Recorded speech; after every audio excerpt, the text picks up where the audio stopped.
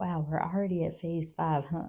So you have completed your before your home search phase, you've selected a lender, you've selected a realtor, you have begun your home search. So what happens when you go in a home and you're like, I love this home? What I found is that a lot of times when buyers are interested in a home, we end up staying a little past our appointment time.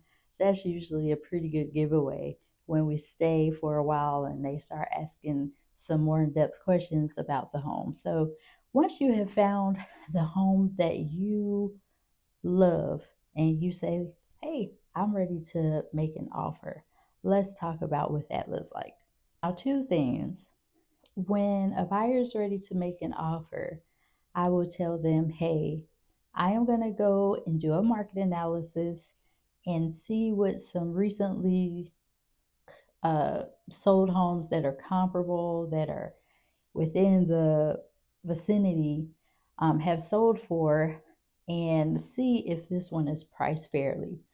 That is so important that your agent does that because your lender will order an appraisal and the appraiser will assign a value to that home. And your lender is going to cut you a check for whatever that appraiser says that that home is worth. So it's so important for an agent to do a market analysis to try their hardest to keep you from being in a situation where you make an offer that's way more than what the home is worth. That I would tell a buyer is go ahead and be thinking about what your highest and best offer looks like. What would your due diligence be to a seller if you really, really, really wanted a home and you find out that there is one or two other buyers that are also making an offer?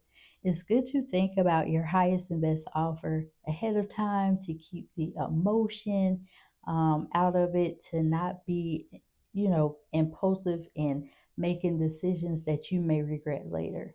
I'll tell you an example. When me and my husband purchased our home, we had determined that the highest due diligence that we would pay is 5,000. If that didn't get us in a house that we wanted, then it wasn't the house for us.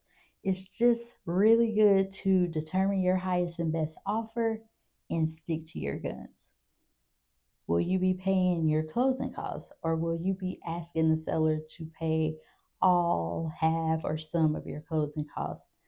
Now, just because you ask for it doesn't mean you'll get it, but it is something to think about. Your lender should be able to tell you a good estimate of how much your closing costs will be.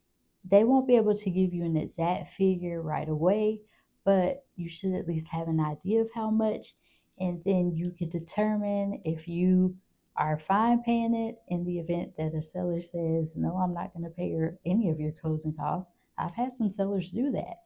But it's good to just think about those things when it comes time to writing an offer. Now, something that I like to give to buyers are seller disclosures because you have to have those anyway.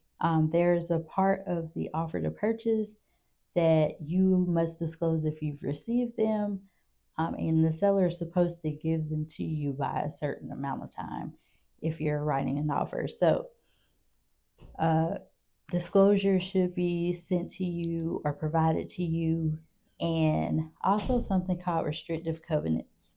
Restrictive covenants are like rules for an area, rules that when the developer got the land and was ready to build on it, they set forth rules for future residents.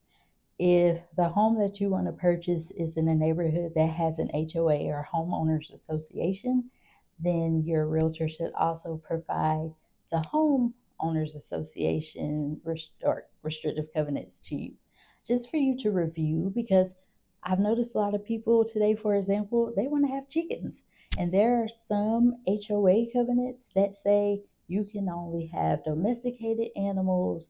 So it's just important to read those and see if those covenants vibe with your lifestyle. So just some things to consider. and the writing and offer stage. So that was easy, right?